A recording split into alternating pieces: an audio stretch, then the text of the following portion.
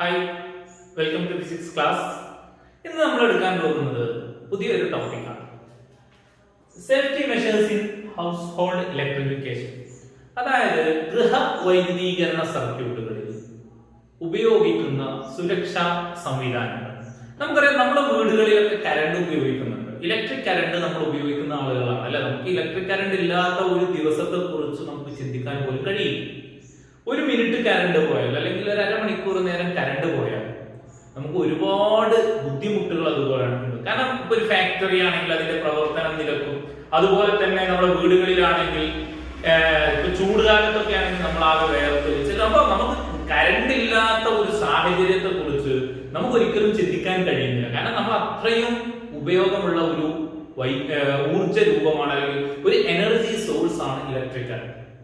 പക്ഷെ ഈ കറണ്ട് എന്ന് പറയുന്നത് ഹൈലി ഡേഞ്ചറസ്, ഭയങ്കര അപകടകരമായ ഒരു ഊർജമാണ്. എന്ത് കറണ്ട് ഷോക്ക് ഏൽക്കുക എന്നൊക്കെ പറയുന്നത് ഭയങ്കര അപകടം. അതുകൊണ്ട് തന്നെ നമ്മുടെ സർക്യൂട്ടുകളിൽ നമ്മൾ ഒരുപാട് സുരക്ഷാ സംവിധാനങ്ങൾ, സേഫ്റ്റി മെഷേഴ്സ് ഉപയോഗിക്കുന്നു. കാരണം നമ്മളൊരു വൈദ്യുത ഉപകരണം ഉപയോഗിക്കുമ്പോൾ, നമ്മളൊരു അപ്ലയൻസ് നമ്മൾ യൂസ് ചെയ്യുമ്പോൾ നമുക്ക് എന്ത് പാടില്ല? നമുക്ക് ഷോക്ക് ഏൽക്കാനോ അല്ലെങ്കിൽ നമുക്ക് മറ്റുള്ള അപകടങ്ങൾ ഉണ്ടാവാൻ പാടില്ല. നമുക്ക് ഷോക്ക് ഏൽക്കുന്നത് മാത്രമല്ല വൈദ്യുത സർക്യൂട്ടിൽ ഉണ്ടാകുന്ന ഉപകരണങ്ങൾ കേടുവരും. നിങ്ങൾ പരസ്യമൊക്കെ കണ്ടിട്ടുണ്ടാവും അല്ലെ? മറ്റേ സ്റ്റെബിലൈസറിന്റെ ഒക്കെ പരസ്യം കണ്ടിട്ടുണ്ട്. സ്റ്റെബിലൈസർ ഇല്ല എന്നുണ്ടെങ്കിൽ ഉപകരണങ്ങൾ വോൾട്ടേജ് വേരിയേഷൻ ഉണ്ടാവുമ്പോൾ കേടുവരുന്നത്. കമ്പ്യൂട്ടറിന് UPS കൊടുക്കുന്നത് ഒക്കെ അതിന് വേണ്ടിയിട്ടാണ്. അപ്പൊ വോൾട്ടേജ് വേരിയേഷൻ ഉണ്ടായാൽ പോലും നമ്മുടെ സർക്യൂട്ടിലുള്ള ഉപകരണങ്ങളൊക്കെ കേടുവരും. അപ്പൊ അങ്ങനത്തെ ഒരുപാട് പ്രശ്നങ്ങളുണ്ട്. അതായത് ഉപകരണങ്ങൾ കേടുവരും, ഉപയോഗിക്കുന്ന ആളുകൾക്ക് ഷോക്ക് ഏൽക്കും, മരണം വരെ സംഭവിക്കാം. അപ്പൊ ഇത്തരം അപകടങ്ങളിൽ നിന്നൊക്കെ സർക്യൂട്ടിനെ പ്രൊട്ടക്ട് ചെയ്യുന്ന, ആളുകളെ പ്രൊട്ടക്ട് ചെയ്യുന്ന ഒരുപാട് സേഫ്റ്റി മെഷേഴ്സ് ഉണ്ട്, ഒരുപാട് സുരക്ഷാ സംവിധാനങ്ങളുണ്ട്. ഇന്ന് നമ്മൾ അത്തരം സംവിധാനങ്ങളെ കുറിച്ചിട്ടും ഒക്കെയാണ്. അതുപോലെ തന്നെ വൈദ്യുത അപകടം ഏറ്റു കഴിഞ്ഞാൽ അല്ലെങ്കിൽ ഒരാൾക്ക് വൈദ്യുതാഘാതം ഏറ്റു കഴിഞ്ഞാൽ അല്ലെങ്കിൽ ഒരാൾക്ക് ഷോക്ക് അടിച്ചാൽ നമ്മൾ എന്തൊക്കെ ചെയ്യണം, അങ്ങനെ ഉണ്ടാവാതിരിക്കാൻ നമ്മൾ എന്തൊക്കെ മുൻകരുതലുകൾ നടത്തണം എന്നുള്ള കാര്യങ്ങളൊക്കെയാണ് ഇന്ന് നമ്മൾ ഈ ചാപ്റ്ററിൽ ഡിസ്കസ് ചെയ്യുന്നത്. ഇന്ന് നമ്മൾ ഈ ഒരു വീഡിയോയിൽ അല്ലെങ്കിൽ ഈ ഒരു ക്ലാസ്സിൽ നമ്മൾ ഡിസ്കസ് ചെയ്യുന്നത്. അപ്പൊ നമ്മൾ സർക്യൂട്ടിൽ ഉപയോഗിക്കുന്ന പ്രധാനപ്പെട്ട ഒരു സേഫ്റ്റി മെഷറാണ് സേഫ്റ്റി ഫ്യൂസ്. സേഫ്റ്റി ഫ്യൂസ് നമ്മൾ ഓൾറെഡി പഠിച്ചിട്ടുണ്ട് അല്ലെ? അപായരഹിത ഫ്യൂസ്, നിരപായ ഫ്യൂസ്, സേഫ്റ്റി ഫ്യൂസ് എന്നൊക്കെ പറയുമ്പോൾ നമുക്കറിയാം, നമ്മുടെ സർക്യൂട്ടില് എക്സസ് ഫ്ലോ, അമിത വൈദ്യുത പ്രവാഹം ഉണ്ടാകുന്ന രണ്ട് സാഹചര്യങ്ങളാണ്. ഒന്ന് ഷോർട്ട് സർക്യൂട്ട്, മറ്റൊന്ന് ഓവർലോഡ്. ഈ രണ്ട് സാഹചര്യത്തിലും സർക്യൂട്ടിൽ അമിത വൈദ്യുത പ്രവാഹം ഉണ്ടാവും, സർക്യൂട്ടിൽ ഓവർഫ്ലോ ഉണ്ടാവും. അത്തരം സാഹചര്യങ്ങളിൽ നിന്നും സർക്യൂട്ടിനെ പ്രൊട്ടക്ട് ചെയ്യാനുള്ള ഒരു സേഫ്റ്റി ഡിവൈസ് ആണ് സേഫ്റ്റി ഫ്യൂസ് എന്ന് പറയുന്നത്. അതിനെ കുറിച്ച് വളരെ വിശദമായിട്ടുള്ള ഒരു വീഡിയോ ഞാൻ അപ്ലോഡ് ചെയ്തിട്ടുണ്ട്, നിങ്ങൾ കണ്ടിട്ടുണ്ടാവും. അപ്പൊ സേഫ്റ്റി ഫ്യൂസില് ഉപയോഗിക്കുന്നത് ഏതാണ്? സേഫ്റ്റി ഫ്യൂസിൽ പ്രധാനമായിട്ടും ഉപയോഗിക്കുന്നത് ഫ്യൂസ് വയറാണ്, alloy of tin and lead. ടിന്നിന്റെയും ലെഡിന്റെയും ഒരു അലോയ് ആണ്, ലോഹ സങ്കരമാണ് എന്തായിട്ട് ഉപയോഗിക്കുന്നത്? ഫ്യൂസ് വയറായിട്ട് ഉപയോഗിക്കുന്നത്. അപ്പൊ സർക്യൂട്ടിൽ ഓവർഫ്ലോ ഉണ്ടായാൽ, എക്സസ് ഫ്ലോ ഉണ്ടായാൽ എന്ത് സംഭവിക്കും? അത് ഉപയോഗിക്കുന്ന ആളുകൾക്ക് ഷോക്ക് ഏൽക്കാം, ഉപകരണങ്ങൾ കേടുവരാം. അപ്പൊ സർക്യൂട്ടിൽ ഓവർഫ്ലോ ഉണ്ടായി കഴിഞ്ഞാൽ, എക്സസ് കറന്റ് ഫ്ലോ ഉണ്ടായി കഴിഞ്ഞാൽ, അമിത വൈദ്യുത പ്രവാഹം ഉണ്ടായി കഴിഞ്ഞാൽ കൂടുതൽ ഉപകരണങ്ങൾ ചൂടാവുകയും കത്തുകയും പൊട്ടിത്തെറിക്കുകയും ഒക്കെ ചെയ്യും. അതുവഴി കൂടുതൽ നാശനഷ്ടങ്ങൾ ഉണ്ടാവും, ഒരുപാട് പ്രശ്നങ്ങൾ ഉണ്ടാവും. അപ്പൊ ഇത്തരം സാഹചര്യങ്ങളിൽ നിന്ന്, ഇത്തരം ചുറ്റുപാടുകളിൽ നിന്ന് നമ്മളെ സർക്യൂട്ടിനെ പ്രൊട്ടക്ട് ചെയ്യുന്ന ഒരു ഡിവൈസ് ആണ് സേഫ്റ്റി ഫ്യൂസ്. എങ്ങനെയാണ് സേഫ്റ്റി ഫ്യൂസ് പ്രൊട്ടക്ട് ചെയ്യുന്നത് നമ്മൾ പറഞ്ഞിട്ടുണ്ട്. when excess flow of current take part in a circuit, the fuse wire will melt and disconnect the circuit. അല്ലെ? അമിത വൈദ്യുത പ്രവാഹം ഉണ്ടാകുമ്പോൾ ഫ്യൂസ് വയർ ഉരുകുന്നു, വൈദ്യുത ബന്ധം വിച്ഛേദിക്കുന്നു. അപ്പൊ ഫ്യൂസ് വയർ അങ്ങനെ ഉരുകാനുള്ള കാരണം നമ്മൾ പറഞ്ഞിട്ടുണ്ട്, ലോ മെൽറ്റിംഗ് പോയിന്റ് ആണ്. ആ ലോ മെൽറ്റിംഗ് പോയിന്റ് കാരണമാണ് അത് പെട്ടെന്ന് ഉരുകുന്നത് എന്നൊക്കെ നമ്മൾ പഠിച്ചിട്ടുണ്ട്.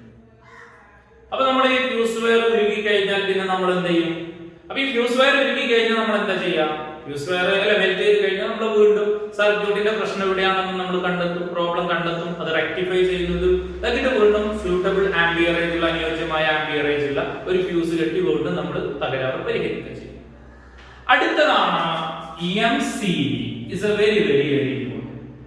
MCB എന്ന് പറയുന്നത് മിനിയേച്ചർ സർക്യൂട്ട് ബ്രേക്കർ. മറ്റൊന്ന് ELCB.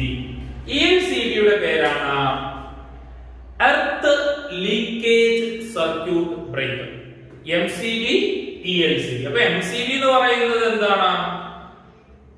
മിനിയേച്ചർ സർക്യൂട്ട് ബ്രേക്കറും അതുപോലെ തന്നെ ELCB എന്ന് പറയുന്നത് എന്താണ്? Earth leakage circuit breaker. അപ്പൊ MCB മിനിയേച്ചർ സർക്യൂട്ട് ബ്രേക്കർ എന്താണ് അതിന്റെ ഉദ്ദേശം, അല്ലെങ്കിൽ എന്തിനാണ് അത് കണക്ട് ചെയ്യുന്നത്? ഫ്യൂസിന്റെ സ്ഥാനത്താണ് നമ്മൾ MCB ഉപയോഗിക്കുന്നത്. അപ്പൊ ഫ്യൂസ് ചെയ്യുന്നത് എന്താണ്? ഉരുകിയിട്ട് വൈദ്യുത ബന്ധം വിച്ഛേദിക്കുക. എന്നാൽ MCB ചെയ്യുന്നത് സ്വയം സെൽഫാണ്.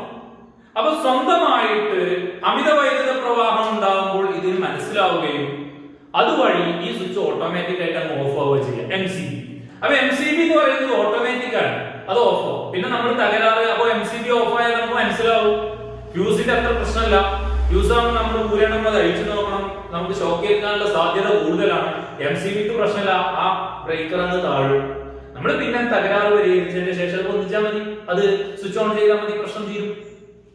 അപ്പൊ MCB എന്ന് പറയുന്നത് മിനിയേച്ചർ സർക്യൂട്ട് ബ്രേക്കർ ആണ്. സർക്യൂട്ടിൽ ഇതുപോലെ തന്നെ അൺഎക്സ്പെക്ടഡ് ആയിട്ട് ഓവർഫ്ലോ ഉണ്ടാകുമ്പോൾ എന്ത് ചെയ്യുന്നു? അത് സ്വയം ഡിറ്റക്ട് ചെയ്യുന്നു, സെൽഫ് ഡിറ്റക്ഷൻ ആണ്. അതിനുശേഷം എന്ത് ചെയ്യുന്നു? ഇത് ഓഫ് ആവും. വീണ്ടും നമ്മൾ റെക്ടിഫൈ ചെയ്ത് ഈ പ്രോബ്ലം എന്താണെന്ന് മനസ്സിലാക്കി അതിനെ പരിഹരിച്ചതിന് ശേഷം വീണ്ടും സ്വിച്ച് ഓൺ ചെയ്ത് കഴിഞ്ഞാൽ ഈ പ്രോബ്ലം നമുക്ക് തീരും. MCBയിൽ ഉപയോഗിക്കുന്നത് മാഗ്നറ്റിക് എഫക്റ്റ് ആണ്. ഇതിലോ ഹീറ്റിംഗ് എഫക്റ്റ് ആണ്. ഇവിടെ ഹീറ്റിംഗ് എഫക്റ്റ് ആണ്. സേഫ്റ്റി ഫ്യൂസിൽ ഹീറ്റിംഗ് എഫക്റ്റ് ആണ്. MCBയിൽ ഉപയോഗിക്കുന്നത് ഏതാണ്? Magnetic effect of electric current. അടുത്തത് ELCB ആണ്, എർത്ത് ലീക്കേജ് സർക്യൂട്ട് ബ്രേക്കർ. നമ്മൾ എന്തിനാണ് ELCB ഉപയോഗിക്കുന്നത് പറയാം. നമ്മുടെ സർക്യൂട്ടിൽ എന്തെങ്കിലും ഇൻസുലേഷൻ പ്രോബ്ലം, ഇൻസുലേഷൻ ഫെയിലിയർ ഉണ്ടായി, അതായത് നമ്മുടെ ഉപകരണങ്ങളെല്ലാം ഹൈലി ഇൻസുലേറ്റഡ് ആണ്, അതായത് അതിലേക്ക് വരുന്ന കറണ്ടിനെ ആ സർക്യൂട്ടിന്റെ പുറം ഭാഗത്തേക്ക് വരാതെ പ്രൊട്ടക്ട് ചെയ്യുന്നത് ഇൻസുലേഷൻ. നമ്മൾ ഇൻസുലേഷൻ ടൈപ്പ് ഒക്കെ ചെയ്യുന്നതാണ് അതിനാണ്. അപ്പൊ ഈ ഇൻസുലേഷനിൽ തകരാറ് സംഭവിച്ചാൽ, ഇപ്പൊ ഞാൻ ഉപയോഗിക്കുന്ന അയൺ ബോക്സ് സ്ഥിരപ്പെട്ടിയുടെ വയറിൽ അവിടെ കുറച്ച് ലൂസ് ആയിട്ട് ആ ഇൻസുലേഷൻ കത്തിപ്പോയി, അല്ലെങ്കിൽ ഇൻസുലേഷൻ തകരാറായിട്ട് ആ വയർ അതിന്റെ പുറം ഭാഗത്തേക്ക് ടച്ച് ചെയ്താൽ ഞാൻ തൊട്ടാൽ എനിക്ക് ഷോക്ക് ഏൽക്കും. അപ്പൊ അങ്ങനത്തെ സാഹചര്യം ഉണ്ടായാൽ അത് ഡിറ്റക്ട്, അതായത് അത് ഡിറ്റക്ട് ചെയ്യാനുള്ള സംവിധാനമാണെന്ന് ELCB, എർത്ത് ലീക്കേജ്. അപ്പൊ എന്ത് ചെയ്യുന്നു? അവിടെയാണ് നമ്മള് 3-pin പ്ലഗിനൊക്കെ അതൊക്കെ എല്ലാ ഉപകരണങ്ങളും എർത്തിങ്ങുമായിട്ട് കണക്ട് ചെയ്തിട്ടുണ്ടാവും, ഉപകരണത്തിന്റെ ലോഹ ചട്ടക്കൂടുമായിട്ട് കണക്ട് ചെയ്തിട്ടുണ്ടാവും. ആ കണക്ഷൻ വഴി ഇത് ലീക്ക് ചെയ്യും. അപ്പൊ ലീക്ക് ചെയ്യുമ്പോൾ രണ്ട് പ്രശ്നമാണ്. ഒന്ന്, നമുക്ക് ഷോക്ക് ഏൽക്കും. രണ്ടാമത്തെ പ്രശ്നം എന്താണെന്ന് വെച്ചാല്, ഇപ്പൊ നമ്മൾ ഉപകരണത്തിന്റെ ലോഹ ചട്ടക്കൂടിലൊന്നും തൊടുന്നില്ലെങ്കിൽ പോലും അത് പ്രവർത്തിക്കുമ്പോൾ ഒരുപാട് കറണ്ട് എന്ത് ചെയ്യും? എർത്തിലേക്ക് ലീക്കായി പോകും. അങ്ങനെ വരുമ്പോൾ നമുക്ക് എനർജി ലോസ് ഉണ്ടാവും. ഇത്തരം സാഹചര്യങ്ങൾ ഉണ്ടാവുമ്പോൾ അതിനെ ഡിറ്റക്ട് ചെയ്ത് സർക്യൂട്ട് സ്വയം ബ്രേക്ക് ചെയ്യുന്ന സംവിധാനമാണ് ELCB. അപ്പൊ എന്തെങ്കിലും കാരണം ഇൻസുലേഷൻ ഫെയിലിയറോ അല്ലെങ്കിൽ മറ്റെന്തെങ്കിലും റീസൺ കൊണ്ട് സർക്യൂട്ടിൽ എന്തെങ്കിലും ലീക്ക് വന്നാൽ, കറണ്ട് ലീക്ക് ആയാൽ എന്ത് ചെയ്യുന്നു? ELCB സ്വയം സർക്യൂട്ടിനെ ബ്രേക്ക് ചെയ്യുന്നു. എന്നാൽ ഇന്ന് ഉപയോഗിക്കുന്നത് മറ്റൊരു സംഭവമാണ് RCCB. ഇതിനേക്കാളും കുറച്ചും കൂടി സുരക്ഷ, സേഫ്റ്റി കൂടിയ സംഭവമാണത് RCCB എന്ന് പറയുന്നത്. അപ്പൊ RCCB residual current circuit breaker ആണ്. അപ്പൊ RCCB എന്ന് പറയുന്നത് ഇതുപോലെ തന്നെ, അത് ശരിക്കും ചെയ്യുന്നത് ഫേസിന്റെയും ന്യൂട്രലിന്റെയും ഇടയിലുള്ള വോൾട്ടേജ് വേരിയേഷൻ മനസ്സിലാക്കും. ഫേസിന്റെയും ന്യൂട്രലിന്റെയും ഇടയിലുള്ള വോൾട്ടേജ് വേരിയേഷൻ, വോൾട്ടേജ് ഡിഫറൻസ് എപ്പോഴും 230 വോൾട്ട് ആണ്. അപ്പൊ അതിലെന്തെങ്കിലും വ്യത്യാസം വന്നാൽ, എവിടെയെങ്കിലും ലീക്ക് ഉണ്ട് എന്നുള്ളതൊക്കെ ഡിറ്റക്ട് ചെയ്യുകയും അതുവഴി സർക്യൂട്ട് ബ്രേക്ക് ചെയ്യുകയും ചെയ്യും. അപ്പൊ നമ്മൾ എവിടെയാണ് ഈ പ്രോബ്ലം എന്നുള്ളത് നമ്മൾ കണ്ടെത്തുകയും അതിന് വേണ്ട പരിഹാരം കണ്ടാൽ മതി. അതാണ് എന്ത്? RCCB. അപ്പൊ ELCB RCCB ഒരേ പണിയാ ചെയ്യുന്നത്, പക്ഷെ ചെറിയൊരു ഡിഫറൻസ് ഉണ്ട്. അതായത് ഇത് രണ്ടും എല്ലാം സേഫ്റ്റി ഡിവൈസ് ആണ്. അപ്പൊ ഫ്യൂസിന്റെ പണി എടുക്കുന്നത് MCB ആണ്. ലീക്ക് ഉണ്ടാകുമ്പോഴാണ് ELCB യൂസ് ചെയ്യുന്നത്. അപ്പൊ ELCBക്ക് പകരം ഉപയോഗിക്കുന്നത് RCCB ആണ്. രണ്ടും പണി ഒന്ന് തന്നെയാണ്. കുറച്ചും കൂടി സേഫ്റ്റി കൂടുതലാണ് ആർക്ക്? RCC. നെക്സ്റ്റ് നമ്മുടെ പുസ്തകത്തിൽ ചില ചോദ്യങ്ങൾ. What is the difference between ordinary fuse and MCB? MCBയും ഓർഡിനറി ഫ്യൂസും തമ്മിലുള്ള ഡിഫറൻസ് എന്താ? ഫസ്റ്റ് നമ്മൾ അവയുടെ വർക്കിംഗ് ആണ്. അതായത് safety fuse based on the heating effect and MCB based on the magnetic effect of electric current. അടുത്തത് നമ്മൾ പറഞ്ഞു സേഫ്റ്റി ഫ്യൂസ് എങ്ങനെയാണ്? എക്സസ് കറന്റ് ഫ്ലോ ചെയ്യുമ്പോൾ അമിത വൈദ്യുത പ്രവാഹം ഉണ്ടാകുമ്പോൾ ഫ്യൂസ് മെൽറ്റ് ചെയ്യാണ്, ഉരുകാണ് അല്ലെ, എന്നിട്ട് സർക്യൂട്ട് ബ്രേക്ക് ചെയ്യുന്നു. ഇവിടെയോ ഇത് സെൽഫ് ഡിറ്റക്ഷൻ ആണ്. സർക്യൂട്ടിൽ എന്തെങ്കിലും കാരണങ്ങൾ കൊണ്ട് ഏതെങ്കിലും റീസൺ ഏതെങ്കിലും കാരണങ്ങൾ കൊണ്ട് ഓവർഫ്ലോ വന്നാൽ ഇത് സ്വയം ഡിറ്റക്ട് ചെയ്യും, സെൽഫ് ഡിറ്റക്ട് ചെയ്തിട്ട് എന്ത് ചെയ്യുന്നു? ഇത് സർക്യൂട്ട് ബ്രേക്ക് ചെയ്യിക്കുന്നു. അടുത്തത് മറ്റൊരു കാര്യമാണ്, അതായത് സേഫ്റ്റി ഫ്യൂസിനെ അപേക്ഷിച്ച് MCBക്കുള്ള മേന്മ എന്താണ്? What is the advantage of MCB over safety fuse? അപ്പോ MCBക്ക് സേഫ്റ്റി ഫ്യൂസിനെ അപേക്ഷിച്ചുള്ള മേന്മ എന്താണ്? when there is a problem occurs in the circuit, safety fuse melts, so it is difficult to reconnect the circuit. അപ്പൊ അങ്ങനെ ഒരു പ്രശ്നം ഉണ്ടായാൽ, സർക്യൂട്ടിൽ എന്തെങ്കിലും തകരാറുണ്ടായാൽ, ഫ്യൂസ് ആണെങ്കിൽ അത് ഫ്യൂസ് ഉരുകുക ചെയ്യും. അപ്പൊ എന്ത് സംഭവിക്കും? കുറച്ചും കൂടി ഫ്യൂസ് വയർ കൈകാര്യം ചെയ്യുക എന്ന് പറയുന്നത് ഡേഞ്ചറാണ്, അപകടകരമാണ്. It is very dangerous to handle a safety fuse. Safety fuse handle ചെയ്യും, കാരണം അത് ഊരണം. നമ്മുടെ സർക്യൂട്ടിൽ നമ്മുടെ ബോഡി ടച്ച് ചെയ്യാനുള്ള സാധ്യത കൂടുതലാണ്. നമ്മൾ കിടക്കുമ്പോൾ എന്ത് ചെയ്യുന്നു, നമ്മൾ ഇതാകുമ്പോൾ നമ്മൾ ഈ ഫ്യൂസ് അതിന്റെ ഉള്ളിലേക്ക് കണക്ട് ചെയ്യുമ്പോൾ ചിലപ്പോൾ എന്തെങ്കിലും കാരണങ്ങൾ കൊണ്ട് അവിടെ എന്തെങ്കിലും പ്രശ്നം ഉണ്ടായാൽ ചിലപ്പോൾ നമുക്ക് വരെ ഷോക്ക് അടിക്കാനുള്ള സാധ്യത ഉണ്ട്. എന്നാൽ MCBക്ക് ആ പ്രശ്നമൊന്നുമില്ല, ഒരു സ്വിച്ച് മാത്രമാണ്. അത് കണക്ട് റെഡി ആയിട്ടില്ലെങ്കിൽ അത് നമ്മൾ പൊക്കി കഴിഞ്ഞാൽ അത് താഴും, ആ ഒരു പ്രശ്നമുള്ളൂ. അപ്പൊ MCB ഫ്യൂസ് താരതമ്യം ചെയ്യുമ്പോൾ ഫ്യൂസ് യൂസ് ചെയ്യുക എന്ന് പറയുന്നത് എന്താണ്? കുറച്ചും കൂടി ഡേഞ്ചർ ആണ്. ഓക്കെ, അപ്പൊ ഇത്രയൊക്കെയാണ് ഒന്ന്. ഇനി വേറെ ഒന്നാണ് 3-pin പ്ലഗ്. ഈ 3-pin പ്ലഗ് എന്ന് പറയുന്നത് നമ്മുടെ ഉപകരണങ്ങൾക്കൊക്കെ 3 പിൻ ഉണ്ടാവും അല്ലെ.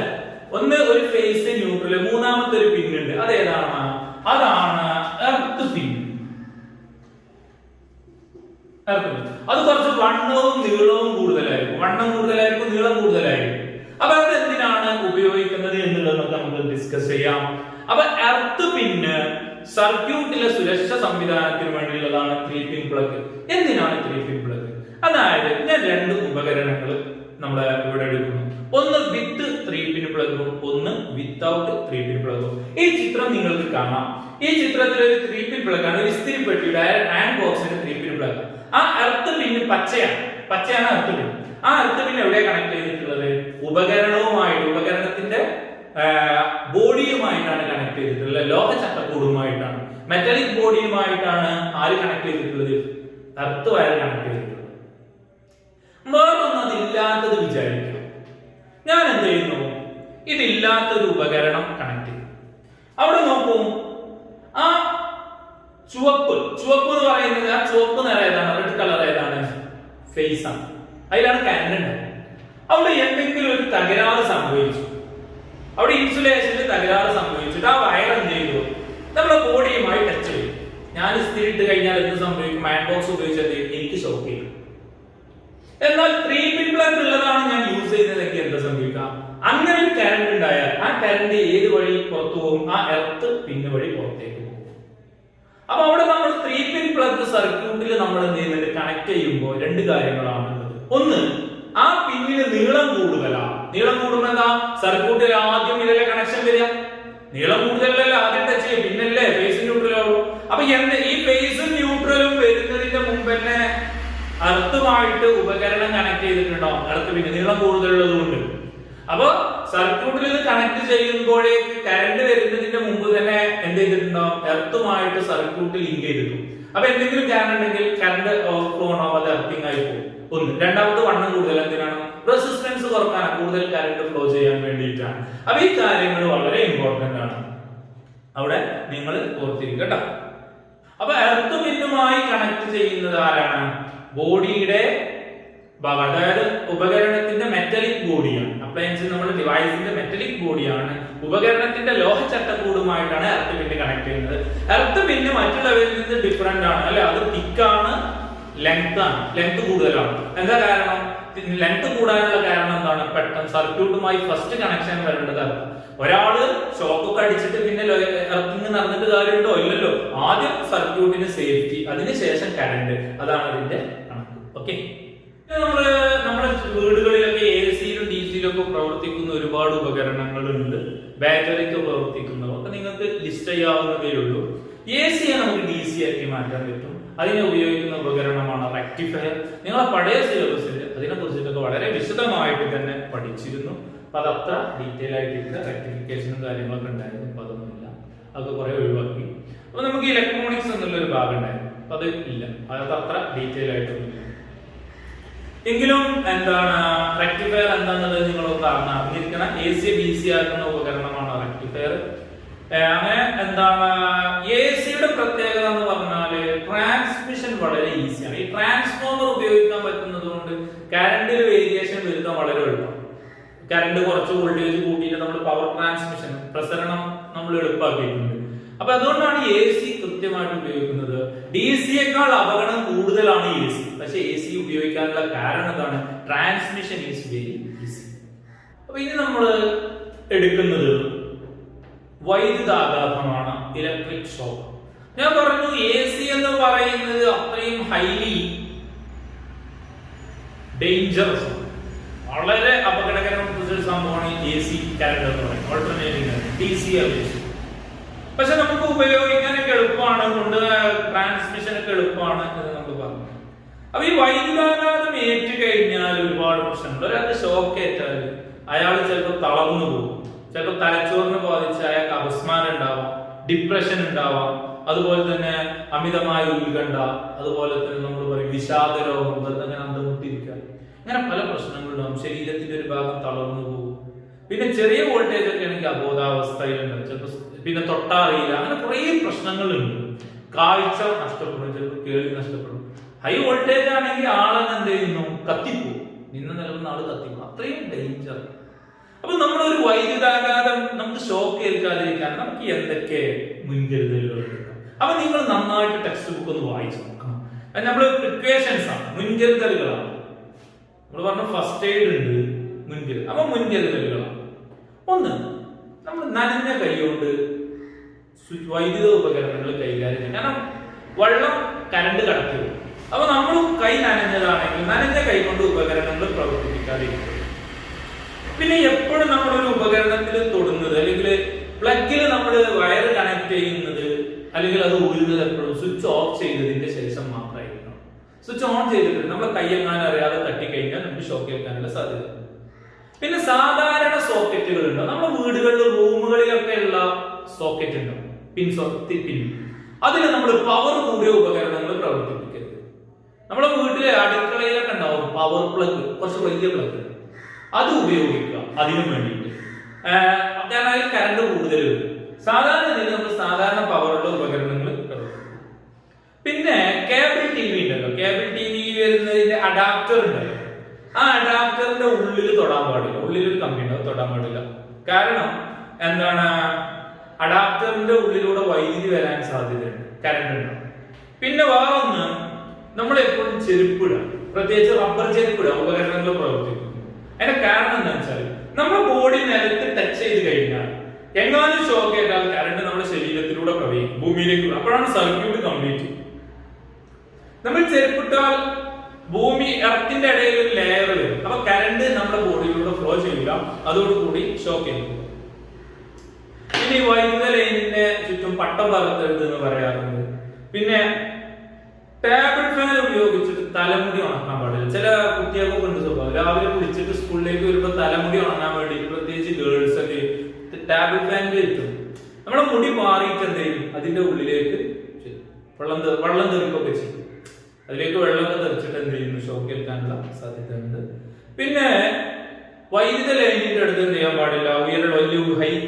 നല്ല ഹൈറ്റുള്ള കെട്ടിടങ്ങൾ, ബിൽഡിങ്ങുകൾ, മരങ്ങൾ എന്നിവ ഇല്ല എന്ന് നമ്മൾ ഉറപ്പുവരുത്തണം. പിന്നെ നമ്മുടെ സർക്യൂട്ടിൽ എന്തെങ്കിലും തകരാറ് സംഭവിച്ചാൽ നമ്മൾ എന്ത് ചെയ്യും? മെയിൻ്റെനൻസ്. അപ്പൊ എപ്പോഴും നമ്മൾ എന്ത് ചെയ്യണം? ബ്രേക്കർ താഴ്ത്തിയിടണം, മെയിൻ സ്വിച്ച് ഓഫ് ചെയ്യണം. നമ്മളെല്ലാ ബ്രേക്കറും താഴ്ത്തണം. എന്നിട്ട് മാത്രമേ നമുക്ക് നമ്മുടെ അടുത്ത് ടെസ്റ്റർ ഉണ്ട്, നമ്മൾ ഗ്ലൗ ഒക്കെ ഇട്ടിട്ടുണ്ടെങ്കിൽ പോലും അറിയാതെ നമ്മൾ ഏതെങ്കിലും ഭാഗം തൊട്ട് കഴിഞ്ഞാൽ, സ്പർശിച്ചു കഴിഞ്ഞാൽ, ടച്ച് ചെയ്ത് കഴിഞ്ഞാൽ നമുക്ക് ഷോക്ക് ചെയ്യും. ഇനി ചില പ്രത്യേക സാഹചര്യങ്ങളുണ്ട്. ഇത് നോർമലി നമ്മൾ ശ്രദ്ധിക്കേണ്ട ചില പ്രത്യേക സാഹചര്യങ്ങൾ. ഒന്ന്, ഇടിമിന്നലുള്ള സമയത്ത് നമ്മൾ വൈദ്യുത ഉപകരണങ്ങളുമായിട്ടുള്ള സമ്പർക്കം ഒഴിവാക്കുക. കാരണം ഇടിമിന്നലുള്ള സമയത്ത് സർക്യൂട്ടിൽ അമിത വൈദ്യുത പ്രവാഹം ഉണ്ടാകാൻ സാധ്യത. ഇനി ഇടിമിന്നൽ ഉണ്ടാകുമ്പോൾ നമ്മുടെ ഉപകരണങ്ങൾ എന്ത് ചെയ്യാം, എല്ലാം ഓഫ് ചെയ്തിടുക. അതിന്റെ കാരണം എന്താണെന്ന് വെച്ചാൽ ഈ മിന്നൽ എന്ന് പറയുന്നത് ഇലക്ട്രിക് ഡിസ്ചാർജ് ആണ്. അപ്പൊ ഇത് ഭൂമിയിലേക്ക് ഇറങ്ങി വരില്ല. മിന്നൽ ഇറങ്ങി വരുന്നത് നിങ്ങൾ കണ്ടിട്ടുണ്ടോ? അത് ഏതെങ്കിലും ലൈനിലേക്കാണ് വരുന്നതെങ്കിൽ ആ ചാർജ് നേരെ എന്ത് ചെയ്യും, ആ ലൈനിലൂടെ ഫ്ലോ ചെയ്യും. അടുത്ത സർക്യൂട്ട് ഏതാണ് അങ്ങോട്ടാണ് അത് എത്തുക. അപ്പൊ ആ വീട്ടിലേക്ക് എത്തിക്കഴിഞ്ഞാൽ വീട്ടിലുള്ള ചുമരുകൾക്കൊക്കെ വിള്ളലൊക്കെ ഉണ്ടാകുന്നത് കൊണ്ടാണ്. ചിലപ്പോൾ എന്ത് ചെയ്യുന്നു, ഉപകരണങ്ങളൊക്കെ ചിലപ്പോൾ പൊട്ടിത്തെറിക്കുകയൊക്കെ ചെയ്യും. അപ്പൊ അതുകൊണ്ട് തന്നെ ഉപകരണങ്ങളൊന്നും പ്രവർത്തിപ്പിക്കാതിരിക്കുക. പിന്നെ ശക്തമായ കാറ്റും മഴയൊക്കെ ഉണ്ടാവുമ്പോൾ എന്ത് ചെയ്യുക, നമ്മൾ പുറത്തിറങ്ങുമ്പോൾ ശ്രദ്ധിക്കുക. കാരണം കാറ്റത്ത് മരം വീണ് ലൈന് പൊട്ടി വീണിട്ടുണ്ട്, അപ്പൊ കറണ്ട് ഉണ്ട്, അങ്ങനെ ഒരുപാട് അപകടങ്ങൾ ഉണ്ടായിട്ടുണ്ട്. അപ്പൊ അത്തരം കാര്യങ്ങളൊക്കെ ശ്രദ്ധിക്കുക. പിന്നെ വീടുകളിലൊക്കെ വെള്ളം കയറുമ്പോൾ എന്ത് ചെയ്യുന്നു, വീടുകളിലൊക്കെ വെള്ളം കയറും. കഴിഞ്ഞ 2 വർഷം കേരളത്തിൽ പ്രളയം ഉണ്ടായി അല്ലെ. അപ്പൊ അത്തരം സാഹചര്യങ്ങളിൽ നമ്മൾ വെള്ളം കയറുമ്പോൾ തന്നെ നമ്മൾ എന്ത് ചെയ്യുക, അങ്ങനെ നമ്മൾ വീടിന് ഒഴിഞ്ഞു പോവുകയാണെങ്കിൽ നമ്മൾ മെയിൻ സ്വിച്ച് ഓഫ് ചെയ്യുക. കാരണം കറണ്ട് എന്ത് ചെയ്യാൻ സാധ്യതയുണ്ട്, അവിടെ നിന്ന് അപകടങ്ങൾ ഉണ്ടാവാൻ. അതുപോലെ തന്നെ നമ്മൾ അതിന് ശേഷം നമ്മൾ വീട് വൃത്തിയാക്കി ഉപകരണങ്ങൾ ഉപയോഗിക്കുമ്പോൾ നമ്മൾ ആദ്യം എന്ത് ചെയ്യണം, ഇതെല്ലാം ഉണങ്ങണം, ശരിക്കും ഉണങ്ങണം മെയിൻ. കാരണം അല്ലാന്നുണ്ടെങ്കിൽ ടച്ച് ചെയ്യും, ഷോർട്ട് ആവും. അത് അതിലും വലിയ അപകടത്തിന് കാരണം. പിന്നെ നമ്മൾ ചെയ്യുന്നത് ഇതൊക്കെയാണ്. ഇത്തരം സാഹചര്യങ്ങൾ കൊണ്ടൊക്കെ ഷോക്ക് ചെയ്തു. അപ്പൊ നമ്മൾ ഇത്രയും മുൻകരുതലുകൾ എടുക്കുക, എന്നിട്ടും ഒരാൾക്ക് ഷോക്ക് ചെയ്തു. ഇതൊന്നും എടുക്കാതെ ഒരാൾക്ക് ഷോക്ക് ചെയ്തു. അപ്പൊ ഷോക്ക് ഏൽക്കാനുള്ള കാരണം പറയാം. അയാളുടെ ശരീരം ഫേസ് ലൈനിൽ തൊട്ടാൽ അയാളുടെ ശരീരത്തിലൂടെ കറണ്ട് പ്രവഹിക്കും, ഭൂമിയുടെ കറണ്ട് പ്രവഹിക്കും. അതാണ് ഷോക്ക് എന്ന് പറയുന്നത്. അപ്പൊ ഷോക്ക് ഏൽക്കാൻ നമ്മൾ ആദ്യം തന്നെ ചെയ്യേണ്ടത് സർക്യൂട്ട് ബ്രേക്ക് ചെയ്യാനാണ്. സ്വിച്ച് ഓഫ് ചെയ്യുകയോ മെയിൻ സ്വിച്ച് ഓഫ് ചെയ്തിട്ടോ സർക്യൂട്ട് ബ്രേക്ക് ചെയ്യും. അതല്ലെങ്കിൽ നമുക്ക് ഒന്നിനും കഴിഞ്ഞാൽ ചിലപ്പോൾ നമുക്ക് മെയിൻ സ്വിച്ച് എവിടെ നമുക്ക് അടുത്തേക്ക് പോകാൻ പേടിയായിരിക്കും, ഒക്കെ പ്രശ്നമുണ്ടോ. അപ്പൊ നമ്മൾ ഉണങ്ങിയ കമ്പ് കൊണ്ടോ പ്ലാസ്റ്റിക് പോലെയുള്ള ഇത് കൊണ്ടോ അയാളെ അടിക്കുക. അയാളെ സർക്യൂട്ടിൽ നിന്നും അയാൾ വേർപ്പെടുത്തണം.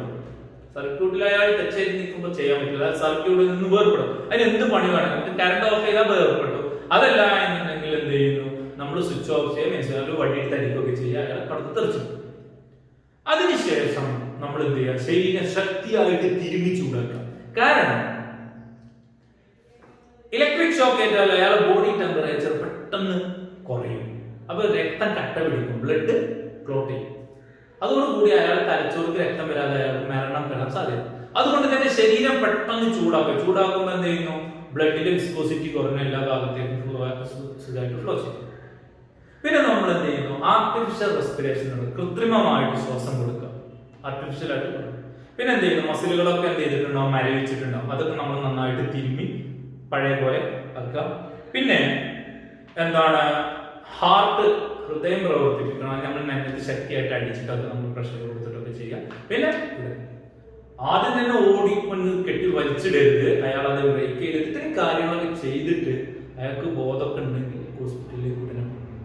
കാരണം എന്താന്ന് വെച്ചാല്, കാരണം വൈദ്യുതാഘാതമേറ്റാൽ എപ്പോഴും പ്രശ്നം എന്ന് പറയുന്നത് ബ്ലഡ് കട്ട പിടിക്കും, പെട്ടെന്ന് രക്തം കട്ട പിടിക്കും, ബ്ലഡ് പോകും. അങ്ങനെ വരുമ്പോൾ ആദ്യം അത് ലെവലാക്കി ആളൊന്ന് നോർമലാക്കാൻ നമ്മൾ പരമാവധി ഫസ്റ്റ് എയ്ഡ് കൊടുക്കണം. അതിനുശേഷം മാത്രം എന്തെങ്കിലും ബാക്കി പരിപാടികളിലേക്ക് നമ്മൾ ചെയ്യാൻ പാടുള്ളൂ.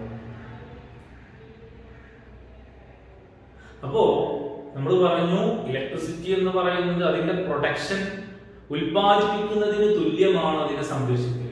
നമ്മൾ വൈദ്യുതി പ്രൊട്ടക്ട് ചെയ്യണം. നമ്മൾ എന്ത് ചെയ്യാം, നമ്മൾ ഒരുപാട് കാര്യങ്ങൾ അതിൽ ചെയ്യേണ്ടതുണ്ട്. ആവശ്യമില്ലാത്ത സമയത്ത് വെറുതെ വൈദ്യുതി ഊർജം പാഴാക്കരുത്.